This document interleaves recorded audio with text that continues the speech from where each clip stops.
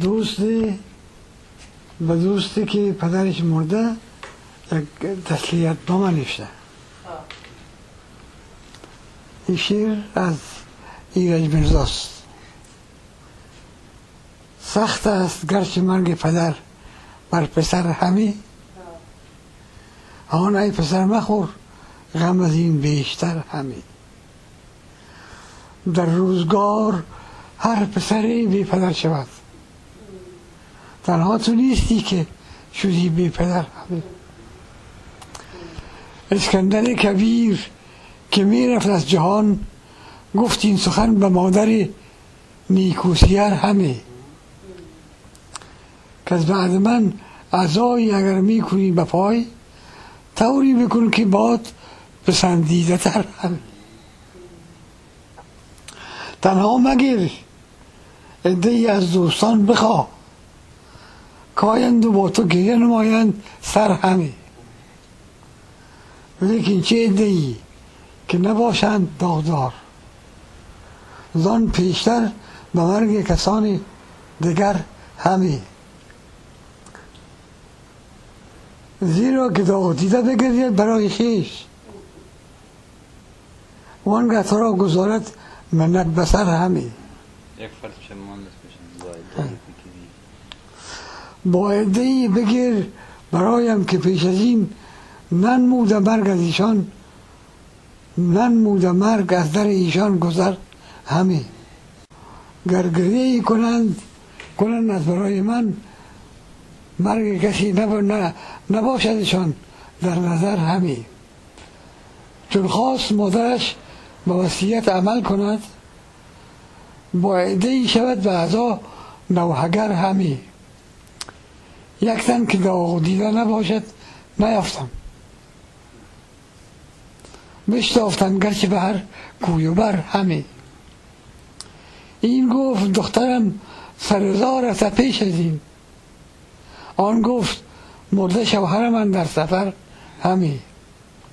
آن دیگری سرود که از 8 ماه قبل، دارم زفوت مادر خود دیده تر همی. آن یک بیان نبود که از 5 سال پیش، مرگ پدر نموده مرا در بدر همی.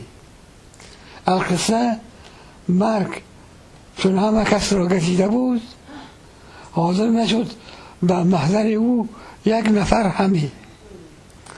چون مادر سکندر از این گونه دید حال، دانست سر گفته آن نامور همی. یعنی ببین که هیچ کس از مرگ جان نبرد، دیگر مکن تو گریه برای پسر همی. بر هر که بنگری به همین درد مبتلاست، بیداغ نیست لاله باقی بشر همی. سختی چو سویه شود سهل می شود آسان میشه، چون عام شد بلیه شود کم اثر همی. وانی که سرکلگی است سرمام است. بار عزیز من همه خواهیم مرد و رفت، زاری مکن که هیچ ندارد ثمر همی. یک مرده سر ز خاک نمی آورد بیرون، 100 سال اگر تو خاک بریزی بسر همی. گفتند زلف کندی و بر خاک ریختی، بر خاک ریخته است کسی مشکتر همی. بر مال غیر دست تصرف مکن دراز، خود را مکن و ظلم و تعدی ثمر همی. ثمر بسیط است افسانه. آن طره جایگاه دل اهل دانش است، با این گروه جور مران این خطر همی. آن آشیان مرغ دل بینوای ماست، ای باغبان مخاش زیر و زبر همی. آن طره را 2 صاحب دیگر، مال من است و مال نسیم سحر همی. گر رفت بر سفر پدرت شکر کن که هست، آن مادر ستودت اندر حذر همی. داری ز خود 4 برادر بزرگتر، هر یک به جای خویش یک شیر نر همی. برگن لباس ماتم و افسردگی زبر، کن جامعه شهامت و عزت ببر همی. از هر خیال بیهوده خود را کنار گیر، مشغول شو به کسب کمال و هنر همی. یک روز درس و مشق مکن ترک زینهار، بپسند وقت قیمتی خود هدر همی.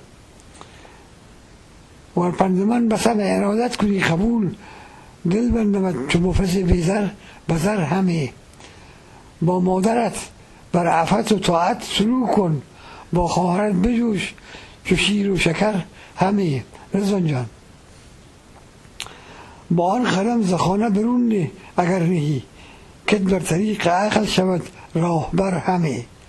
باش از برای دیده بدبین به جای تیر، شو از برای حفظ شرافت سپر همی.